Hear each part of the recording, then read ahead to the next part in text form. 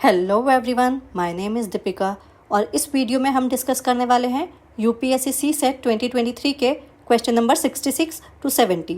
So let's get started.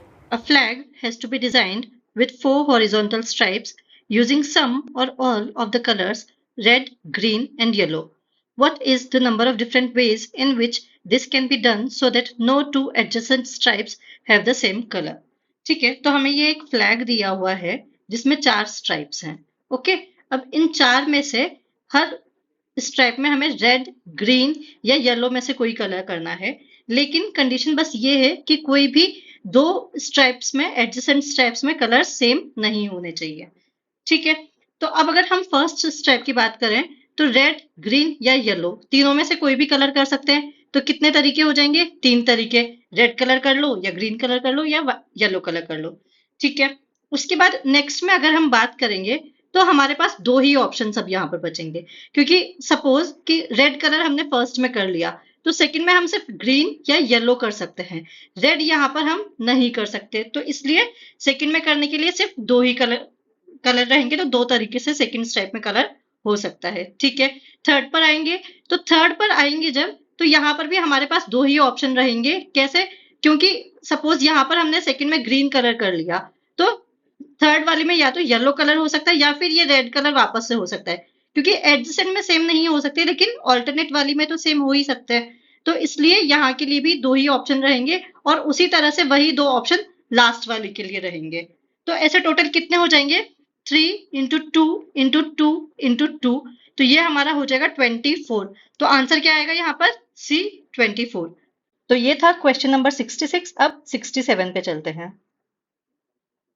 A rectangular floor measures 4 meter in length and 2.2 meter in breadth. Tiles of size 140 cm by 67 cm have to be laid such that the tiles do not overlap. A tile can be placed in any orientation so long as its edges are parallel to the edges of the floor. What is the maximum number of tiles that can be accommodated on the floor? तो हमें question में दिया है कि एक rectangular floor है जिसकी dimensions क्या क्या है? 4 मीटर बाय 2.2 मीटर और जो टाइल्स हैं उनके साइज हैं 140 सेंटीमीटर बाय 60 सेंटीमीटर के. तो अब क्या करेंगे? सबसे पहले तो जो ये मीटर मीटर में दिया हुआ है इन्हें भी सेंटीमीटर में कन्वर्ट कर लेते हैं, कैलकुलेशन ईजी हो जाएगा. तो 4 मीटर को सेंटीमीटर में कन्वर्ट करने के लिए क्या करेंगे? 100 से मल्टीप्लाई कर देंगे. तो ये हमारा हो जाएगा 400 सेंटीमीटर. इसी तरह से 2.2 मीटर को जब सेंटीमीटर में कन्वर्ट करेंगे तो ये हमारा हो जाएगा 220 सेंटीमीटर. इसे भी 100 से मल्टीप्लाई कर देंगे. ठीक है, उसके बाद अब दिए क्या है टाइल्स के? हमें 140 बाय 60 सेंटीमीटर के टाइल्स दिए हमें. ठीक है, तो अब क्या करेंगे? सबसे पहले तो ये वाला जो फ्लोर है हमारा, इसका लेंथ है हमारी 400 सेंटीमीटर की और जो ये ब्रेड्थ है ये हमारी है 220 सेंटीमीटर की. ठीक है, और ये जो टाइल्स हमने यहाँ पर ली है ये है 60 बाय 140 सेंटीमीटर वाले. तो ये इतनी जो डिस्टेंस है ये 60 है और इधर वाली ये जो है ये 140 है. ठीक है, तो इन टाइल्स को ही हमें अरेंज करना है ताकि मैक्सिमम टाइल्स इस डायमेंशन के अंदर आ सके क्वेश्चन के अकॉर्डिंग. ठीक है, अब ये हमारा पूरा जो 400 था इसमें हम क्या करेंगे? सबसे पहले 60 बाई 60 की इस तरह से वर्टिकल वाली टाइल्स हम लगाते जाएंगे 60 बाई 140 की. ठीक है, तो एक टाइल लगा देंगे, उसी तरह से सेम दूसरी टाइल लगा देंगे. ठीक है, फिर एक और टाइल लगा देंगे और एक और लगा देंगे. तो इस तरह से 4 टाइल्स हम अभी तक लगा चुके हैं. तो कितने डिस्टेंस हमने कवर कर लिया यहाँ पर? 60 प्लस 60 प्लस 60 प्लस 60 240 सेंटीमीटर की डिस्टेंस हम अभी तक कवर कर चुके हैं. ठीक है, अब 400 में से 240 माइनस करेंगे तो कितना बचेगा हमारा? 160 सेंटीमीटर. अब इस 160 सेंटीमीटर में तो कोई और टाइल पूरी तरह से तो नहीं आएगी क्योंकि 140 सेंटीमीटर की हम हॉरिजॉन्टल टाइल लगा सकते हैं. तो वही हम देखेंगे कि हॉरिजॉन्टल क्यों लगाया और वर्टिकल क्यों नहीं लगाया. और तो अगर हम यहाँ पर और वर्टिकल लगाएंगे तो ये वापस है 60 और ये वापस है 60, तो ये 120 ही कवर हो पाता. उसके बाद ये 40 की डिस्टेंस हमारी बच जाती यहाँ पर. तो इसलिए हम क्या करेंगे? वर्टिकल ना लगाने की जगह यहाँ पर हम लगाएंगे हॉरिजॉन्टल टाइल. मैक्सिमम डिस्टेंस हमें कवर करनी है तो इसलिए हम यहाँ पर टाइल को हॉरिजॉन्टली लगाएंगे. हॉरिजॉन्टली लगाएंगे तो यहाँ पर 140 की और वापस से डिस्टेंस कवर हो जाएगी और यहाँ उसके बाद वापस यहाँ पे 20 ही बचेगा, उससे ज्यादा नहीं बचेगा. तो इस तरह से हमने यहां से यहां तक में कितनी डिस्टेंस कवर कर ली, यहां से यहां तक में हमने 240 प्लस 140 380 सेंटीमीटर की डिस्टेंस हमने कवर कर ली है। और यहाँ पर अब ये 20 सेंटीमीटर बच रहा है, तो इसका हम कुछ भी नहीं कर सकते क्योंकि यहाँ पर कोई और टाइल आ ही नहीं सकती। ठीक है, अब ये तो हमारी हो गई हॉरिजॉन्टली लेंथ वाइज जो हमने देखा है वो चीज। अब हम इस तरह से ब्रेड्थ वाइज देखते हैं, हम यहाँ पर हम और कितना एडजस्ट कर सकते हैं। तो ऑलरेडी ये 140 सेंटीमीटर हम कवर कर चुके हैं क्योंकि टाइल्स को वर्टिकली लगाया तो 140 सेंटीमीटर कवर हो गया है। तो बचा कितना अब यहाँ पर 220 माइनस 140 करेंगे तो ये हमारा बचा है 80 सेंटीमीटर। अब इस 80 सेंटीमीटर में भी हॉरिजॉन्टली टाइल्स लग सकती हैं 60 सेंटीमीटर इधर से कवर करके और 140 सेंटीमीटर इधर से कवर करके। ठीक है, एक लग गई, इसी तरह से ये दूसरी भी लग जाएगी यहाँ पर। तो यहाँ पर भी 140 और कवर हो जाएगा और 60 सेंटीमीटर यहाँ पर आ जाएगा। ठीक है, तो इस तरह से कितनी कवर हो गई हमारी 280 सेंटीमीटर यहाँ पर इधर से कवर हो गए। तो 400 माइनस 280 करेंगे तो अब कितना बचा यहाँ पर 120 सेंटीमीटर का और बचा है। तो ये 120 में तो 2 वर्टिकल टाइल और लग सकती हैं। ठीक है, तो इस तरह से 2 वर्टिकल टाइल्स और लग जाएंगी क्योंकि यहाँ पर इधर ये 60 ही कवर हुआ था, ये 60 ही कवर हुआ था। तो ये कितना बच गया था हमारे पास 220 माइनस 60 160 का इधर हमारा अभी बचा हुआ था। तो ये 160 का बचा था, तो ये 140 बाई 60 की 2 टाइल्स और यहाँ पर लग सकती हैं हमारी।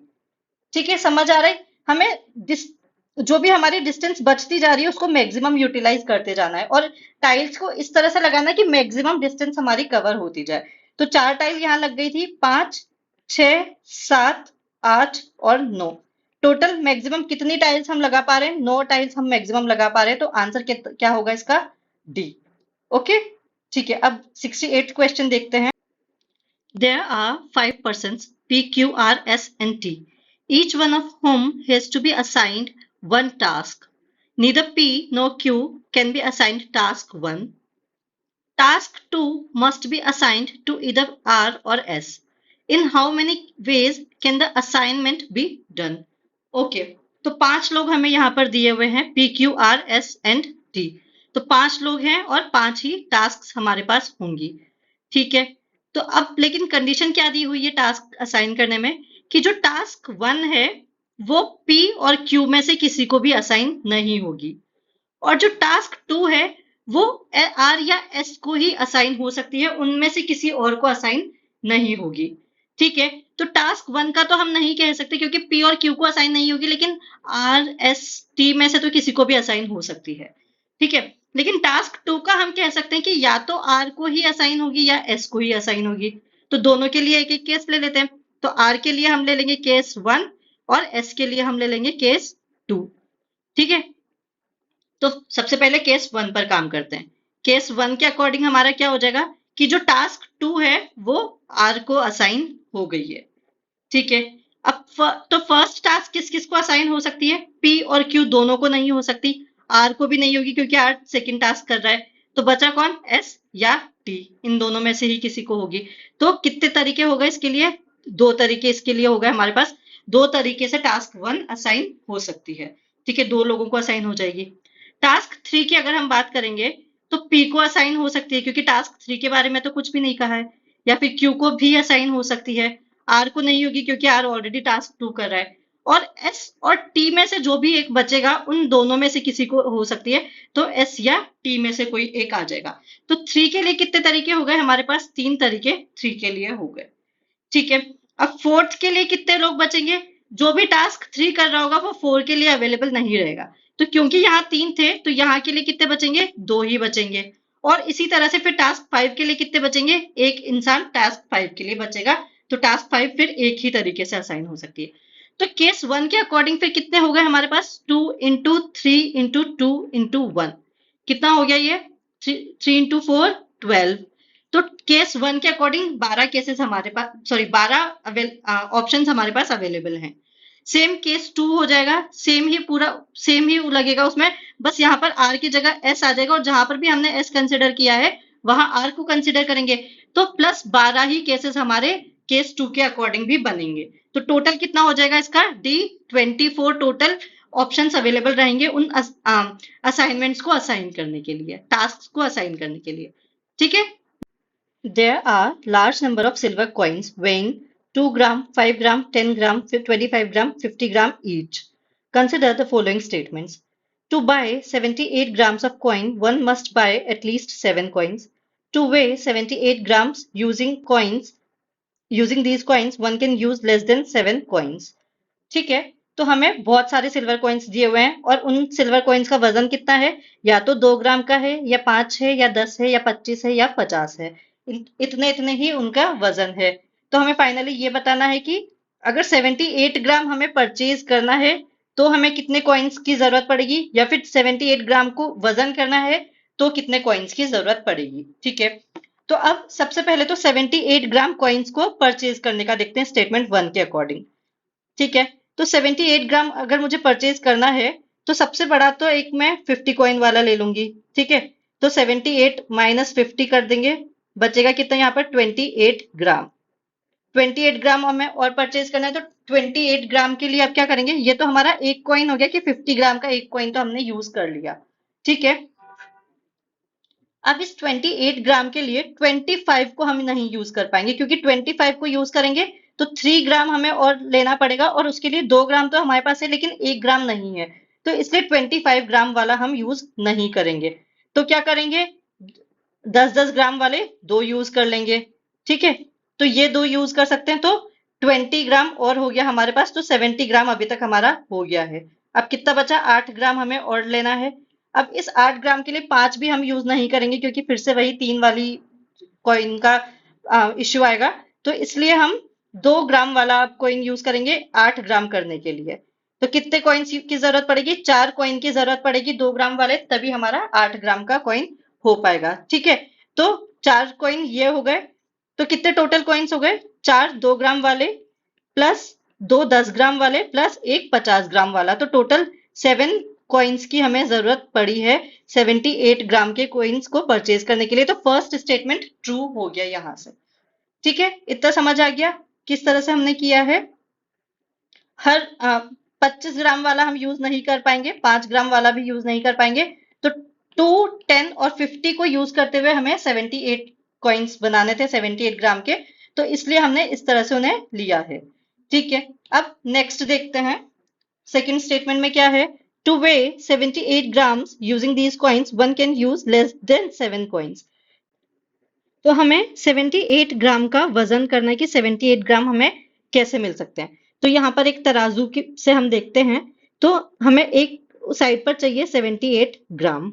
ठीक है, तो दूसरी साइड पर हम अलग अलग तरह के कॉइन्स ऐड करते जाएंगे और देख लेंगे कि फाइनली 78 ग्राम इस तरफ कैसे मिलेगा। तो सबसे पहले 50 ग्राम का कॉइन ऐड कर देते हैं, सबसे बड़ा वही है, तो वही एक ऐसा होगा सिंगल जो हम बड़ी उससे यूज कर सकते हैं। तो 78 माइनस 50 करेंगे, कितना बचा, 28 ग्राम हमारा अभी भी बचा है।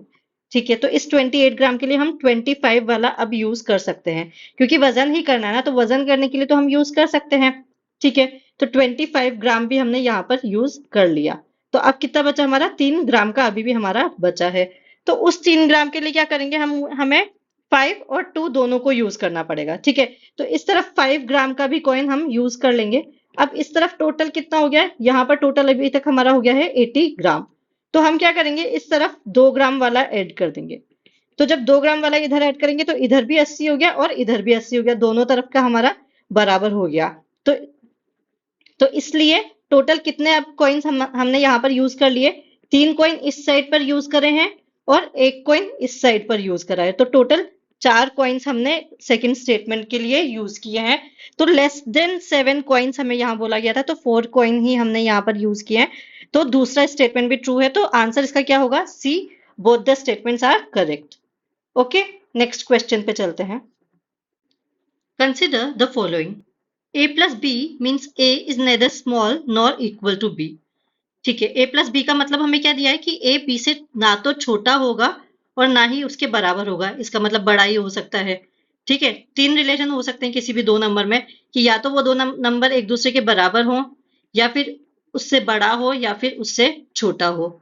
ठीक है, ये 3 ही रिलेशन होंगे। अब क्वेश्चन में हमें बोल दिया कि वो उसके बराबर भी नहीं है और छोटा भी नहीं है, तो एक ही ऑप्शन हमारे पास बचा कि उससे बड़ा होगा। ठीक है, सेकंड बोल रहा है a minus B means a is not greater than b। तो अगर ग्रेटर नहीं है तो या तो उससे छोटा होगा या फिर उसके बराबर होगा। ठीक है, थर्ड में बोल रहा है a into B means A is not smaller than B, तो स्मॉलर नहीं है, इसका मतलब उससे बड़ा होगा या फिर उसके बराबर होगा। और फोर्थ में हमें बोला है A division B means A is neither greater nor equal to B, तो इसका मतलब कि उससे छोटा ही होगा। ठीक है, और फिफ्थ में हमें बोला है A plus minus B means A is neither small nor greater than B, तो जब छोटा भी नहीं है और बड़ा भी नहीं है तो उसके बराबर ही होगा। तो ये फिफ्थ स्टेटमेंट में हमें दिया हुआ है। ठीक है, अब यहाँ पर ये हमें एक स्टेटमेंट दी हुई है जिसमें पी क्यू आर एस और टी में हमें रिलेशन दिया हुआ है और फिर दो कंक्लूजन दिए हैं, तो ये बताना है कि इन दोनों कंक्लूजन में से कौन सा फॉलो करेगा इस स्टेटमेंट को। ठीक है, अब हम यहाँ देखते हैं कि P Q R S T में रिलेशन क्या है स्टेटमेंट के अकॉर्डिंग। ठीक है, तो हमें दिया हुआ है P into Q. P into Q का क्या मतलब हुआ, ये कि जो P है वो Q से बड़ा या उसके बराबर है, ये P इंटू क्यू का मतलब हुआ। P minus T, P minus T का मतलब क्या हुआ कि जो P है वो T से छोटा या उसके बराबर है, ये तो P Q और T में हो गया। ठीक है, उसके बाद है T division R। T division R का मतलब ये है कि जो T है वो R से छोटा है। ठीक है, और R प्लस माइनस S इसका मतलब हो गया कि R जो है वो S के इक्वल है, ये लास्ट स्टेटमेंट से हमें पता चलता है। ठीक है, अब हमें जो कंक्लूजन दिए हुए हैं उसमें क्यू टी और एस और क्यू में रिलेशन बताना है। ठीक है, तो सबसे पहले इन सारे को हम कंबाइन कर लेते हैं, इन सबको कंबाइन कर लेते हैं क्योंकि सब एक दूसरे से कनेक्टेड हैं तो आपस में भी कनेक्ट हो जाएंगे। तो अब वो देखते हैं, इस स्टेटमेंट से शुरू करते हैं। तो यहाँ हमें दिया हुआ है R is equal to S. ठीक है, ये हमारा हो गया R is equal to S. अब क्या बोला है कि जो T है वो R से छोटा है, तो R से छोटा है तो S से भी छोटा ही होगा, तो ये T जो है वो R और S दोनों से छोटा है, तो इस तरह से आ जाएगा। उसके बाद जो P है वो T से छोटा या उसके बराबर है, तो यहाँ पर हमारा आ जाएगा P जो कि T से छोटा या उसके बराबर है। ठीक है, उसके बाद Q जो है यहाँ पर वो T से छोटा या उसके बराबर है, तो Q लास्ट में यहाँ हमारा आ जाएगा। तो क्या रिलेशन आ गया हमारा यहाँ पर, R is equal to S which is greater than T which is greater than and equal to P which is greater than and equal to Q। ये finally P Q R S और T में relation हमारा हो गया है। अब conclusion one में क्या दिया है, Q plus minus T. Q plus minus T का मतलब क्या हुआ, Q is equal to T, लेकिन यहां से ये तो हमारा नहीं आ रहा, T greater than equal to Q हो सकता है लेकिन इक्वल सिर्फ इक्वल नहीं होगा, तो ये तो हमारा नहीं हुआ यहाँ से। Q is equal to T, तो कंक्लूजन वन हमारा फॉल्स हो गया। अब कंक्लूजन टू की बात करेंगे, S प्लस क्यू का क्या मतलब हुआ कि S जो है वो Q से बड़ा है, ये मतलब हुआ इसका। तो यहां से अगर हम S लेंगे और यहां से Q लेंगे तो ये हम देख सकते हैं कि S Q से बड़ा होगा, क्योंकि S T से बड़ा है और T Q से बड़ा या उसके बराबर है, तो S जो है वो Q से भी बड़ा होगा। कंक्लूजन टू हमारा यहाँ से ट्रू हो गया है। ठीक है, तो आंसर क्या होगा यहाँ पर, B only conclusion two follows from the statement।